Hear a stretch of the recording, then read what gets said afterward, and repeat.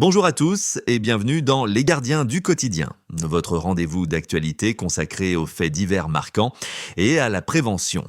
Tout commence à la LDLC Arena de Dessines-Charpieu, près de Lyon. Le 6 novembre dernier, lors d'un concert des Dropkick Murphys, plusieurs spectateurs découvrent que leurs téléphones ont disparu. 3 pickpockets roumains, âgés d'une vingtaine d'années, profitent de la cohue pour dérober discrètement des dizaines d'appareils. L'histoire aurait pu s'arrêter là si une victime n'avait pas eu le réflexe de géolocaliser son téléphone. L'appareil indique alors une position à plus de 400 km dans un hôtel de Nouvelle-Aquitaine. Les policiers de Limoges interviennent, perquisitionnent une chambre et tombent sur 24 téléphones soigneusement rangés ainsi qu'une liste de concerts à venir en France et en Belgique. Le trio, clairement en tournée de vol organisée, est arrêté, jugé et condamné à des peines de 6 à 10 mois de prison ferme, assortie d'une interdiction du territoire français. Une affaire qui montre à quel point la technologie peut aider les victimes, mais aussi la persistance de réseaux de délinquance itinérantes en Europe. À Rennes, mardi soir, peu avant 23 heures, une cycliste circule tranquillement lorsqu'un automobiliste fonce délibérément sur elle. La victime est projetée au sol. L'homme, âgé de 33 ans, sort alors de son véhicule et tente de la violer sur place, en pleine rue. Des témoins alertent immédiatement les secours et la police.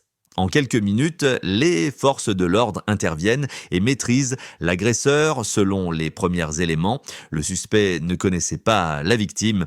Un geste impulsif d'une violence rare sans mobile apparent.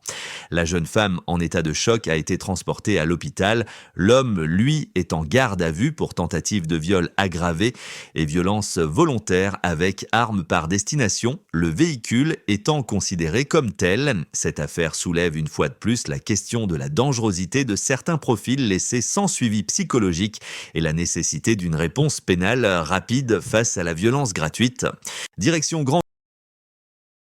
Granville, dans la Manche, mercredi matin, vers 10h45, une femme de 84 ans est assise sur un banc du centre-ville. Comme à son habitude, à côté d'elle, un homme calme, silencieux. Soudain, il sort un couteau et lui porte 6 coups au niveau du ventre. Des témoins crient, la panique s'installe. Les secours arrivent rapidement, la victime est consciente, transportée à l'hôpital d'Avranches. Son pronostic vital n'est heureusement pas engagé. Le suspect, décrit comme déséquilibré, est immédiatement arrêté, connu pour un comportement instable. Il souffrirait de troubles psychiatriques. Les enquêteurs ont écarté tout mobile terroriste ou crapuleux. Une agression incompréhensible qui interroge sur la prise en charge des personnes souffrant de troubles mentaux et sur la sécurité dans nos centres-villes. 3 faits divers différents, mais un même constat, la violence ordinaire progresse, souvent sans raison apparente. Dans Les Gardiens du quotidien, nous continuerons à vous informer et à rappeler les gestes de prévention essentiels pour éviter le pire. Merci à tous de nous avoir suivis, on se retrouve demain pour de nouvelles actualités. D'ici là, restez vigilants et surtout, n'hésitez pas à partager vos expériences ou vos conseils en commentaire.